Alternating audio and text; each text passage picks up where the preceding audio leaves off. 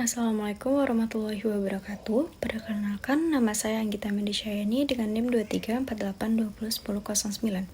Di sini saya akan menjelaskan tentang saluran pencernaan. Sebelum itu, terima kasih kepada Bapak Apoteker Rizky Yulian Enfam yang telah memberikan kepada saya kesempatan untuk menjelaskan materi tentang saluran pencernaan ini. Sebelumnya, apa itu saluran pencernaan manusia?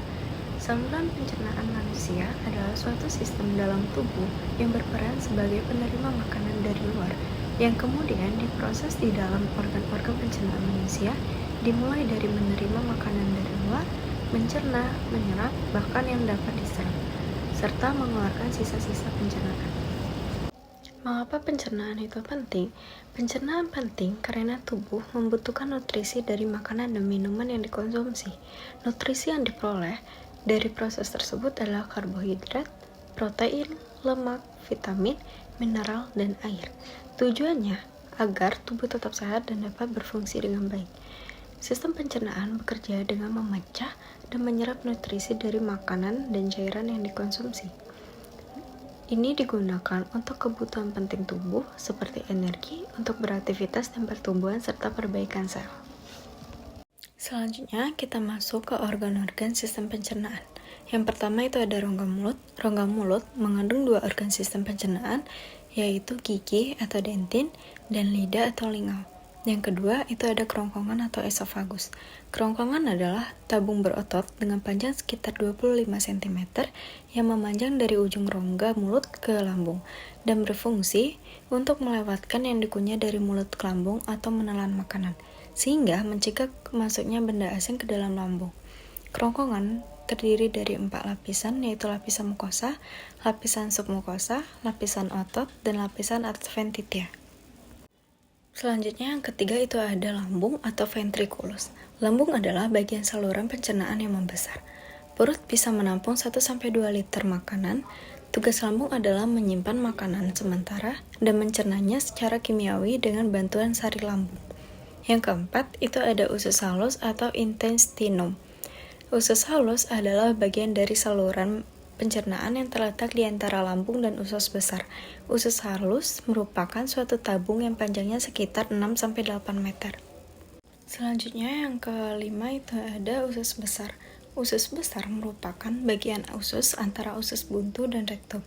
Fungsi dari usus besar ini adalah dengan menyerap air selama proses pencernaan, membentuk massa feses, mengeluarkan sisa makanan hasil cerna dari tubuh dan membentuk lendir untuk melumasi permukaan mukosa.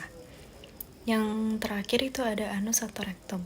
Anus adalah bagian terakhir dari usus besar dan panjangnya lebih kurang 15 cm. Organ ini berfungsi sebagai tempat penyimpanan sementara feses, menahan feses agar tidak keluar tiba-tiba, membantu feses melewati peristaltik. Selanjutnya kita masuk ke gangguan pencernaan umum.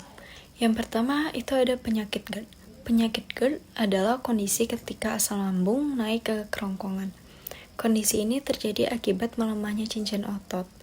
Lalu kerongkongan itu berfungsi mencegah makanan kembali ke kerongkongan setelah masuk ke lambung. Pada gejala utamanya yaitu pertama, rasa seperti terbakar di dada, biasanya setelah makan dan dapat memperburuk di malam hari. Yang kedua itu makanan atau asam lambung naik ke bagian atas lambung. Yang ketiga itu ada sensasi mengganjal di tenggorokan. Selanjutnya kita masuk ke penyebabnya.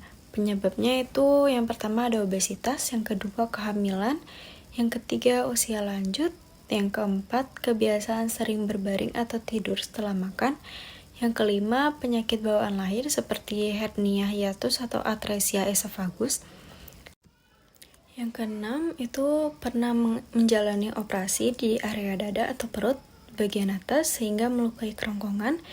Dan yang terakhir itu gastroparesis, yaitu melemahnya otot dinding lambung sehingga pengosongan lambung menghambat. Selanjutnya kita masuk ke penyakit yang kedua yaitu esofagitis. Esofagitis adalah peradangan di lapisan kerongkongan, yaitu organ yang berfungsi menyalurkan makanan dari mulut ke lambung. Esofagitis dapat disebabkan oleh kerusakan pada katup kerongkongan. efek samping penggunaan obat atau infeksi. Gejalanya itu berupa rasa seperti terbakar di dada, nyeri saat menelan, sulit menelan atau disfagia, sehingga makanan terasa tersangkut di tenggorokan, dan yang terakhir itu nyeri dada. Penyebabnya itu ada refluks asam, obat-obatan, infeksi, alergi, radiasi, dan yang terakhir itu penyakit autoimun. Selanjutnya kita masuk ke penyakit yang ketiga, itu ada gastritis. Gastritis adalah peradangan di dinding lambung yang dapat terjadi tiba-tiba atau akut, atau berlangsung dalam jangka panjang atau kronis. Kondisi pada gastritis ini dapat terjadi akibat luka pada dinding lambung. Pada gejala utamanya itu ada nyeri di perut bagian atas yang dapat memburuk atau membaik setelah makan, lalu mual dan muntah, dan yang terakhir itu ada perut terasa kembung setelah makan. Pada penyebabnya itu adanya iritasi atau infeksi pada lambung, pola makan yang tidak teratur, dan terbiasa memakan makanan tidak sehat. Pada penyakit yang keempat ini ada proktitis. Proktitis adalah peradangan pada rektum, yaitu bagian akhir dari usus besar yang tersambung ke anus. Proktitis umumnya terjadi akibat penyakit atau kondisi lain. Misalnya itu penyakit seksual menular, radang usus, atau cedera anus.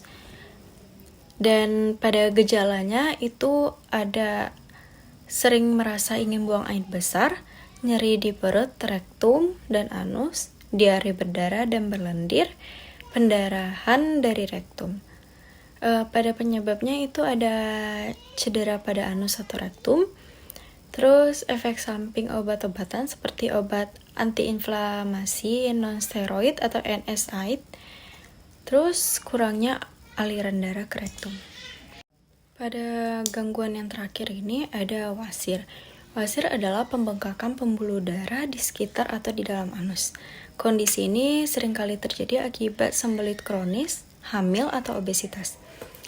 Pada gejalanya itu dapat berupa gatal dan nyeri di anus, benjolan di sekitar anus, perdarahan, serta BAB tanpa rasa nyeri yang ditandai dengan darah merah segar yang menetes dari dubur, dan yang terakhir itu BAB terasa tidak tuntas.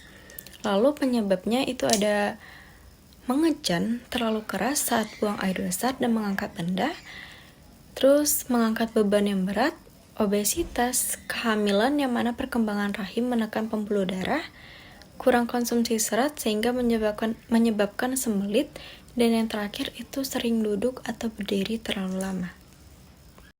Sekian penjelasan dari saya tentang saluran pencernaan.